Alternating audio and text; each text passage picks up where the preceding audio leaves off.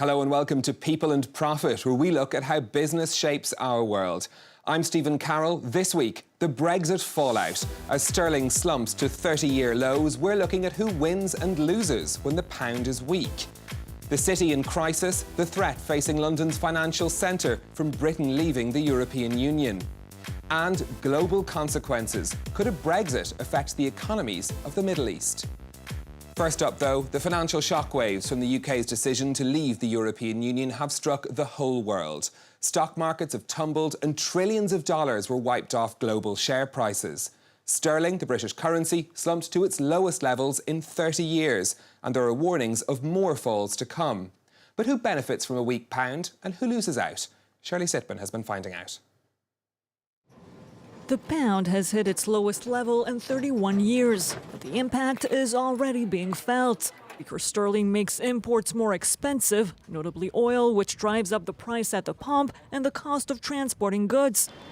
British consumers are also likely to pay more for food. Almost half of what's sold in UK shops is produced abroad, mainly in the EU. Businesses importing raw material are seeing their profits slashed. I make perfume. And the future's not smelling so sweet at the moment. I deal with France and Germany. I buy raw materials from Europe. I sell to Europe. I just think it's going to get a heck of a lot more complicated, and it's already got more expensive. On the upside, this businesswoman may export more easily. A weak pound makes her products cheaper abroad. The currency changes have been followed closely, and not just by businesses and analysts. British tourists traveling around the world have seen their budgets shrink with the pound. It's just obviously a lot of uncertainty at the moment, but yeah, obviously I'm a positive person, so hopefully it will get better. It climbed prior to Brexit, and I think it will settle down. Given time, I think it will settle down. So, we're not overly concerned about it. At the end of the day, life goes on. But there is a silver lining. Visiting the UK has suddenly become much cheaper and could boost tourism.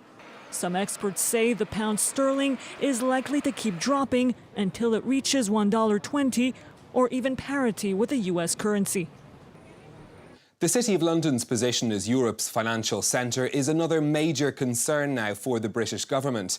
Some banks are already said to be considering moving staff elsewhere in Europe over fears they may lose access to the EU market.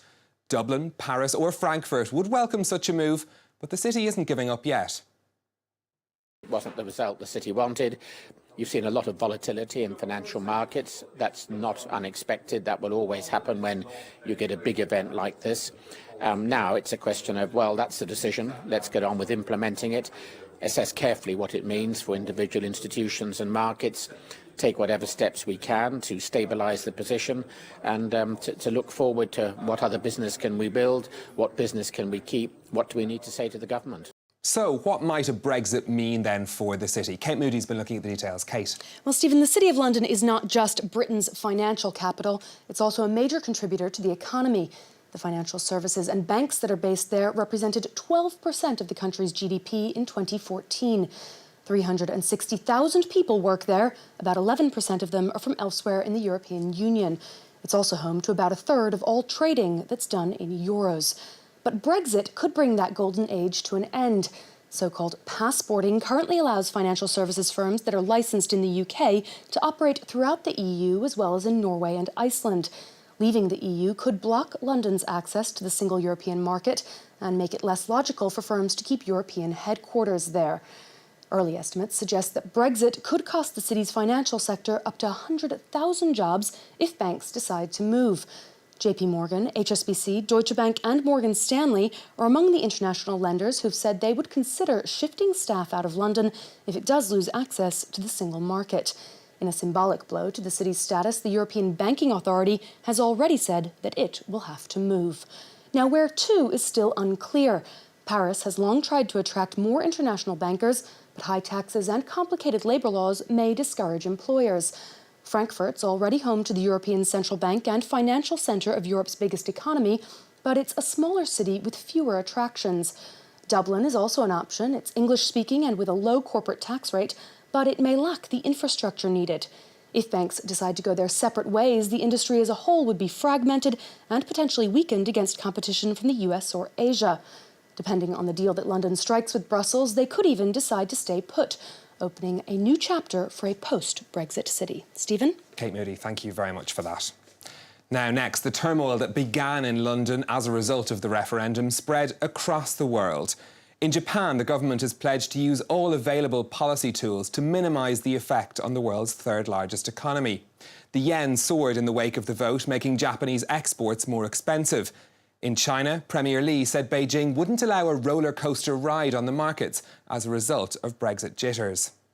Now, the uncertainty following the Brexit vote is simply adding to the challenges facing economies in other parts of the world. For more on this, I'm joined by Adnan Mazarei from the International Monetary Fund. Thank you for your time. You're the Deputy Director of the Middle East and Central Asia Department at the IMF. Now, how do you see Brexit affecting economies in that region?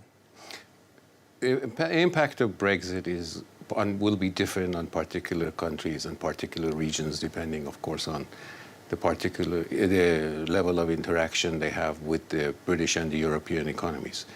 So far, we've seen some drop in the oil prices, but they've stabilized. There have been some drops in the stock markets in the region. There hasn't been much pressure on the exchange rates. But looking ahead, there will be uncertainty among international investors, which will affect the level of investment in those countries. It will also affect the interest rates at which countries that need to borrow money in that region will face.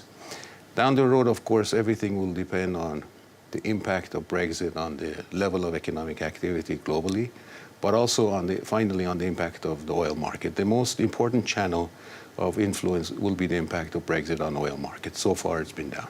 So you mentioned oil there, of course, a very big issue for countries across the Gulf region. Many of them have, because of low oil prices, been forced to implement austerity budgets, to make cuts to things like public spending. How is that process panning out now, and is there more that needs to be done?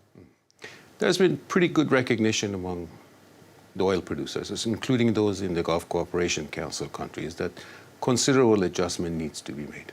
Two types of adjustment. One are fiscal adjustments, because they now face large budget deficits, but also because of the decline in oil receipts.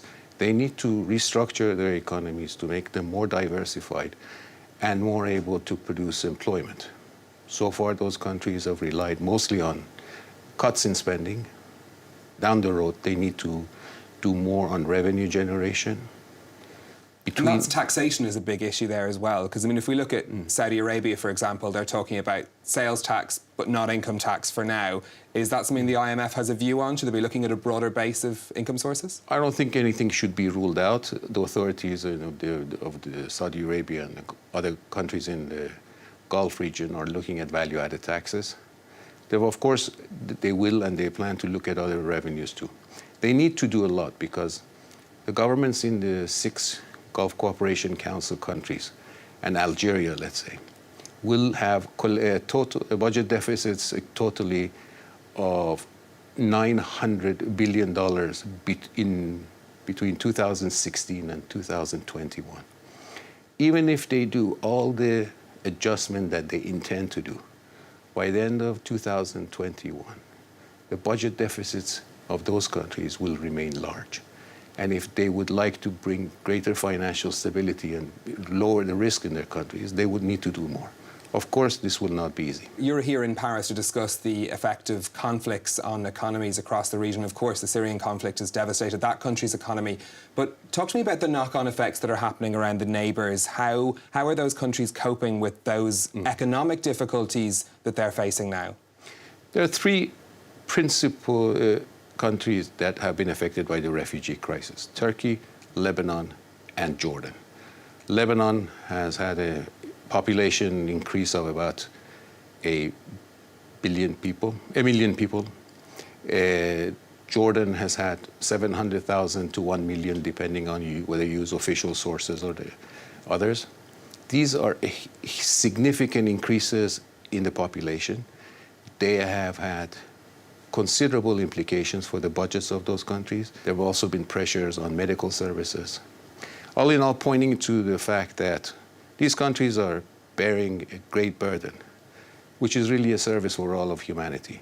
And it's important for the rest of us in the international community to support, especially Jordan and Lebanon. And are they getting that support? They've gotten some, but arguably not much.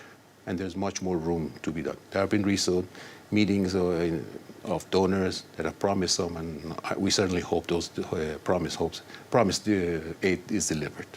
OK, another issue I'd like to touch on with you is Iran. Its economy is going through an enormous transformation as sanctions are lifted. Does the oil price difficulties threaten to derail some of that move towards new growth?